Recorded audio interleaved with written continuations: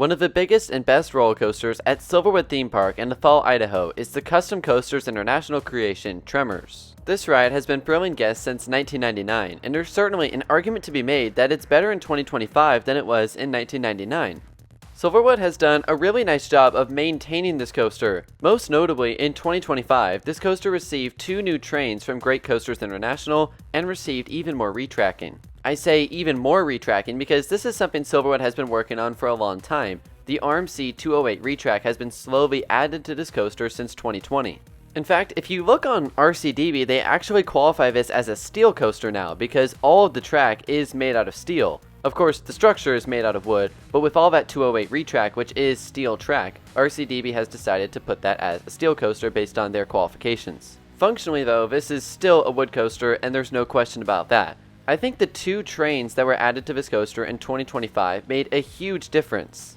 Not only are the Millennium Flyer trains just plain better than the old PTC trains, but now there's more capacity for this coaster than there was before. You see, when the park's first wooden coaster, Timber Terror, opened in 1996, it was not built with a transfer track, so you were guaranteed to just run one train. Unfortunately, that same policy was used when they opened Tremors a few years later in 1999. As you might imagine, and if you've been to any theme parks that run one train, you've seen this, lines can get much longer, much quicker, and the line moves much slower if you only have one train available. So I really appreciate how Silverwood invested into this coaster this year by not only getting better trains, but adding a second one and adding that transfer track. When this coaster runs 2 trains, usually in the afternoon and in the busier parts of the day, it has pretty good capacity. Now I'll link my full review for Silverwood in the end screen, but one of the things I mentioned in that is that Silverwood typically starts this coaster along with Stunt Pilot with just one train at the beginning of the day, and then they'll add a train later in the day. I'm not exactly sure why this is done, but what it means is that the shortest lines for Tremors are probably going to be within the last 2 hours of the night. If not that, the first hour of the day. You're probably going to want to ride this coaster a couple of times anyway, so riding it once after the park opens and once before the park closes at least is not such a bad idea. Sadly, Silverwood almost is never open long enough to give you the opportunity for night rides, but if for some reason you do have the chance to ride this coaster at night, I imagine it would be awesome at night, especially with all those tunnels and it being out in the woods. Tremors has a great location in the roller coaster alley section of the park. I already mentioned the fact that it has a bunch of tunnels, 4 to be exact, but it's also got great use of trees and terrain. And you never really know where this coaster is going to go next because of the twister layout of this attraction. This, along with Timber Terror and Aftershock, and kinda Stunt Pilot, form a great view from the freeway as you're driving up to Silverwood. There's no doubt that it's pretty hard to miss these coasters in Roller Coaster Alley, even though Tremors is not necessarily the biggest of attractions. It has a height of just 85 feet, but because it uses the tunnel, it adds some height to the drop itself, leading to a drop of 99 feet, and you do reach a top speed of 50 miles an hour. It's also respectable in the length department, coming in with 3,158 feet of track, and this is a bit more than the park's other wood coaster, Timber Terror, which is about 2,700 feet of track. And to compare the two, Timber Terror definitely feels shorter. Part of it is the 400-foot difference, and I think the other part of it is the fact that Tremors just has a lot more variation in its layout. That seems like as good of a segue as any to get into the actual experience of Tremors. Of course, the true experience always starts in the queue. I do think actually that Tremors could use a bigger entrance sign and really draw attention to the fact that this is an awesome ride, and also because they did a lot of work on it this off-season. When you get to the station, they typically load the train front to back, but if you ask nicely, they may honor your row request. The one time we asked to sit in the back, they did allow us to do so. Like the other attractions at Silverwood, operations on this coaster are a bit of a mixed bag, but when they're running the 2 trains in the afternoon, this coaster's line moves at a decent enough clip. With one train though, this coaster easily will have a 30 to 60 minute wait most days. One last note about the Millennium Flyer trains is that they're pretty easy to check. They only have to make one pass of the train because each person just has an individual lap bar, there's no seatbelt. You take a left-hand turn out of the station and ascend your 85-foot tall lift hill. As you're going up, you get a decent view of the park to your left, but the real view is at the top. You not only get a great view of the mountains nearby, but you get a great view of most of Silverwood Theme Park right as you drop into your 99-foot plunge. This is a pretty solid drop as well. Towards the back of the train, you'll get a little bit of floater airtime. In general, this coaster has more floater event ejector airtime. It's also pretty sweet to fly under the gift shop and into that tunnel. You may have noticed earlier in one of the shots I used, but this coaster goes right by that gift shop, and you get to see the coaster go right underneath you when you go off the ride. Overall, I would say the first drop isn't necessarily anything to write home about, but it is a solid start to the coaster, and you definitely pick up your most speed at the bottom of the drop. Then, as I mentioned, you go into your first tunnel, popping out briefly for an airtime hill that once again will give you some floater airtime before going through another tunnel in quick succession.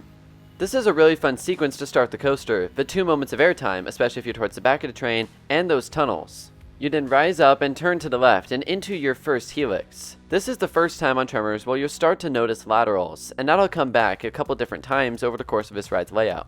They're not crazy strong here, and I've heard they were actually stronger a few years ago before all the retracking took place, but there are still decent laterals that will push you towards the right side of the train. I also appreciate the change in elevation here. It makes it a lot more interesting than some other helixes that basically don't change elevation at all. You then take a small dip into a small airtime hill that might just give you a pinch of airtime, go under the structure, and then into your second helix. This one has stronger laterals, this time to the other side. You'll be pushed towards the left side of the train.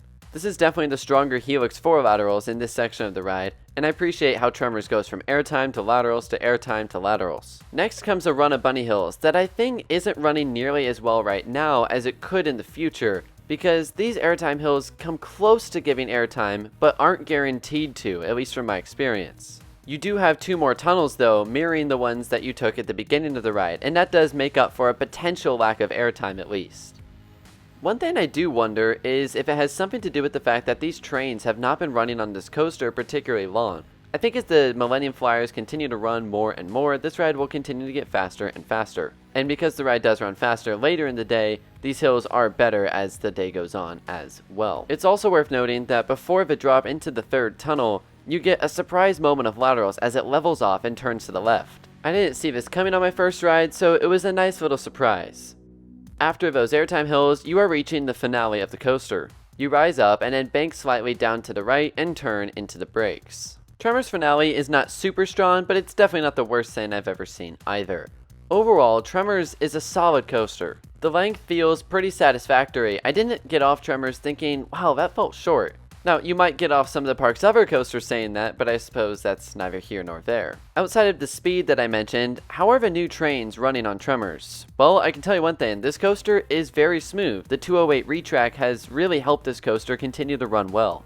And the trains themselves would do a better job absorbing any blows that are left than a PTC train usually would. Also, I apologize for maybe being a bit confusing over the course of this review because there isn't a ton of footage available for this coaster post new trains, considering the fact that they've only been running for a couple weeks. At least, that is the case as of this recording on June 10th, 2025.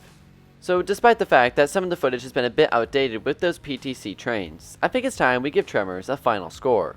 This is a coaster that if all of those airtime hills hit the way that they look like they should off-ride, it would be a borderline 10 out of 10.